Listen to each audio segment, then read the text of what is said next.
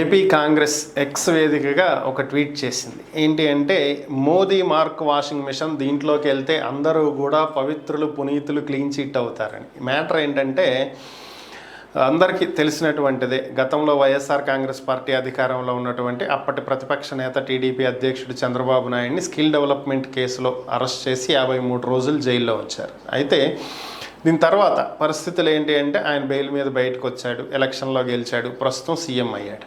ఇటీవల గత ప్రభుత్వంలో సిఐడి నమోదు చేసినటువంటి ఈ కేసుని బేస్ చేసుకుని ఈడీ ఎన్ఫోర్స్మెంట్ డైరెక్టరేట్ కొత్తగా ఒక కేసు నమోదు చేసుకుంది. సో వాళ్ళు విచారణ జరుపుతున్నారు. అయితే వాళ్ళు prevention of money laundering act కింద ఈ స్కిల్ డెవలప్మెంట్కి సంబంధించినటువంటి కాంట్రాక్ట్ తీసుకున్న సీమెన్స్ కంపెనీలకి అప్పట్లో ఎండీగా ఉన్నటువంటి సుమన్ బోస్ ఆస్తులను అటాచ్ చేశారు.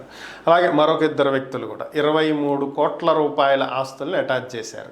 ఇది మొన్న ప్రకటించడం జరిగింది. అయితే దీంట్లో ఎప్పుడైతే ఈ ప్రకటన వచ్చిందో ఒక సెక్షన్ ఆఫ్ మీడియా ఈ కేసులో చంద్రబాబు నాయుడికి ఎటువంటి సంబంధం లేదని ఈడీ క్లీన్ చీట్ ఇచ్చినట్లుగా ప్రచారం చేస్తూ వచ్చింది. దీనికే ఏపీ కాంగ్రెస్ ఒక ట్వీట్ చేసింది. ఏంటి అంటే, దీనికి 1-2 రోజుల ముందే లోకేష్ కొన్ని వ్యాఖ్యలు చేశాడు. అదేంటి అంటే, మోదీకి ఇచ్చినటువంటి మాట నిలబెట్టుకున్నాం, 22 ఎంపీలతోటి కేంద్రంలో ఏపీ సపోర్ట్ చేస్తుంది ఎన్డీఏకి అని.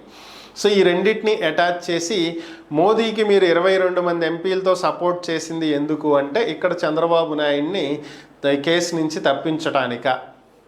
సో 23లో నిందితుడు 24లో క్లీన్ చీట్ అయి బయటకు వచ్చాడంటే దానికి కారణం ఇదేనా మోదీ మార్క్ వాషింగ్ మిషన్ అని చెప్పి వాళ్ళు ట్వీట్ చేయడం జరిగింది. ఇది పరిస్థితి.